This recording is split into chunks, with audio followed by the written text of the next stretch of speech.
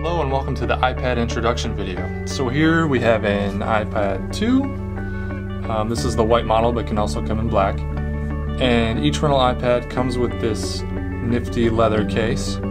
And it's very functional. You can actually prop the iPad up if you put it in one of these notches. Just like so. It can be in this one or this one here, just like that. So we're just going to go over some of the buttons on the iPad.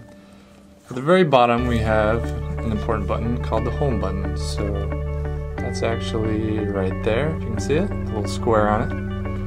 And then along the side we have the volume button, so volume down, volume up. And along with the volume button we have a mute button, so this will disable all sound coming out of the iPad. And then along the top we have the lock button, so this will actually put the iPad to sleep, or it can even power it on or off. And then over here we have our audio out port, and this is in the form of a headphone jack. So let's just look at some devices and ports on the iPad. Starting with the camera here. So this guy right here, that's our forward-facing camera. And there's me in the reflection. Hello. And then on the other side is another camera. It's right here. So we have a front and back camera.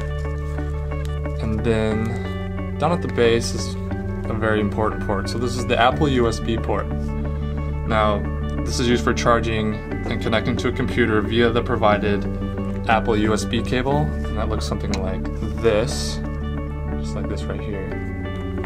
I'll show you how to plug that in. So with the little icon, if you can see that, facing towards you, I'm just going to plug that into the iPad, just like this, like that. And then now, this USB side of it can be plugged into a PC, or you can choose to plug it into the iPad power adapter, just like so, and then flip these out, and now I can plug it into the wall to charge it. Okay.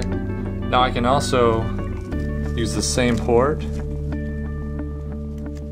and there's adapters available that allow it to connect to, say, a projector or LCD monitor, and those adapters will adapt to VGA cables as well as HDMI cables.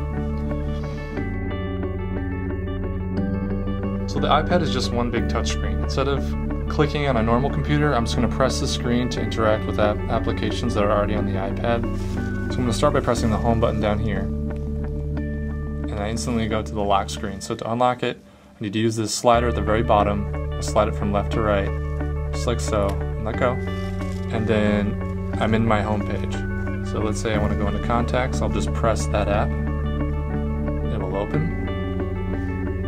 And then now once I'm in the app, I can touch things to interact with them. So if I want to use the search field to search for someone, I just press that field, just like so. And then my on-screen keyboard appears. So if I want to search somebody, I only have one person in here. Click search. It comes up.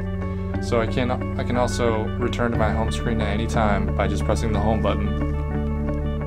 And there I am with all my apps. So I can swipe from right to left to go through pages of apps, just like so.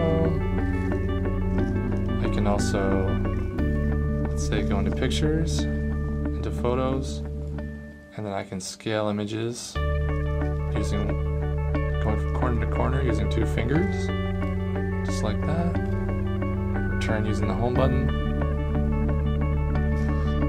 And then, so along the top here, this top bar, is some kind of important status information for the iPad. Basically, 3G and Wi-Fi data. If you're connected to a Wi-Fi network, these 3 bars will appear. They will also show you the strength of your connection. The no service means that we are not connected to a 3G network at the moment.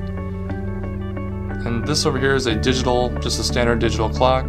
Can be adjusted in the settings panel under the general tab. And this percentage to the far right shows the iPad's battery life. If a thunderbolt appears in the battery icon, that means that the iPad is currently connected to a power source, and it is charging. The dock is an area designated for commonly used applications, and it is always located at the bottom of the screen, no matter what page of apps you are on. Okay, so when I rotate the iPad, it will automatically orient to the new position.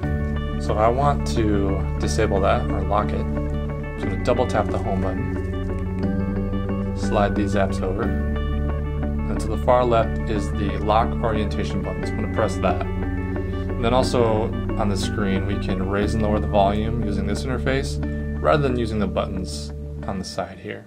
So to leave the screen, I'm just going to press in the gray area, just like that. And another kind of useful feature on the iPad is it allows you to take screenshots. So I press the lock button and the home button at the same time. Just press them really quick. You should see a flash.